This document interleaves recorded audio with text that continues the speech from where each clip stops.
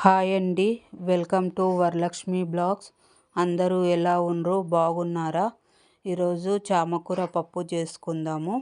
ఇది చామాకు, దీని కాడలు కూడా ఉంటాయి, అది కూడా వేసుకోవాలి. సన్నగా కట్ చేసుకొని వేసుకోవాలి. ఆకు తెలుస్తుందో తెలియదో చామకూర అని ఆకు చూపిస్తున్నా. 1 కప్పు కందిపప్పు, మిరపకాయలు, పచ్చిమిరపకాయలు, సాల్టు, కలపాకు, జీలకర్ర, ఆవాల, అల్లం వెల్లిపాయ పేస్టు, పసుపు, ఎల్లిపాయలు, ఒట్టిమిరపకాయలు, నూనె, చింతపండు కూడా వేసుకోవాలి. పప్పు కడుక్కున్న తర్వాత 2 గ్లాసుల వాటర్ పోయాలి. పచ్చిమిరపకాయలు కట్ చేసుకొని వేసుకోవాలి.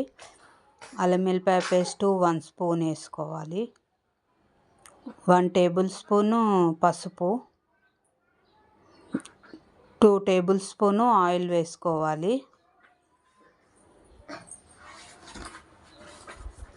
చింతపండు మిస్ అయింది, చింతపండు కూడా వేసుకోవాలి. చామాకు ఇలా ఒలుచుకోవాలి. అంటే ఇది నార ఉంటుంది కాబట్టి ఉడికిన తర్వాత నార ఇట్లా కనిపిస్తుందని ఇట్లా ఒలిచి తీసేస్తే బాగుంటుంది. అట్లనే అది తీసేస్తాను నేను. నార సన్నం కట్ చేసుకొని వేసుకోవాలి.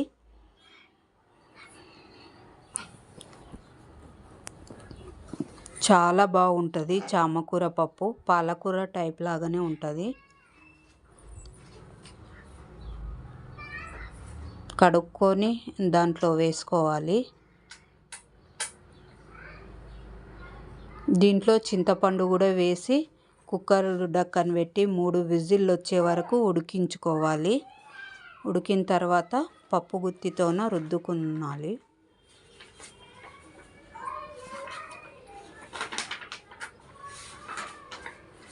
పప్పు గట్టిగా ఉందని కొద్దిగా వేడి నీళ్ళు కలుపుకున్నా. ఇప్పుడు కడాయి పెట్టుకొని దాంట్లో ఆయిల్ వేసుకోవాలి. ఆయిల్ వేడెక్కిన తర్వాత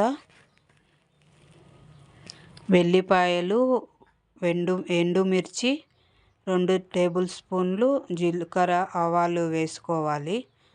కలపాకు కూడా వేసుకోవాలి. దీంట్లోనే వేసుకొని దోరగా వేయించాలి. వేయించిన తర్వాత సాల్ట్ వేయాలి. పప్పులో సాల్ట్ వేసుకోవాలి. తాలింపు కూడా వేసేయాలి దాంట్లోనే.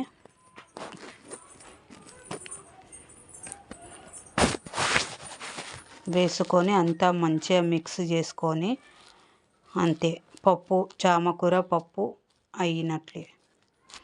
పాలకూర లాగా ఉంటుంది టేస్ట్. అయితే పాలకూర కన్నా చామకూర పప్పు మంచిది, చాలా హెల్దీ. కంపల్సరీ వారానికి ఒక్కసారన్నా చామకూర పప్పు చేసుకొని తినాలి, బాగుంటుంది. ఒకవేళ మా వీడియో కానీ మీకు నచ్చినట్లయితే లైక్ చేయండి, షేర్ చేయండి, సబ్స్క్రైబ్ చేసుకోండి. తప్పకుండా సబ్స్క్రైబ్ చేసుకోండి. బాయ్.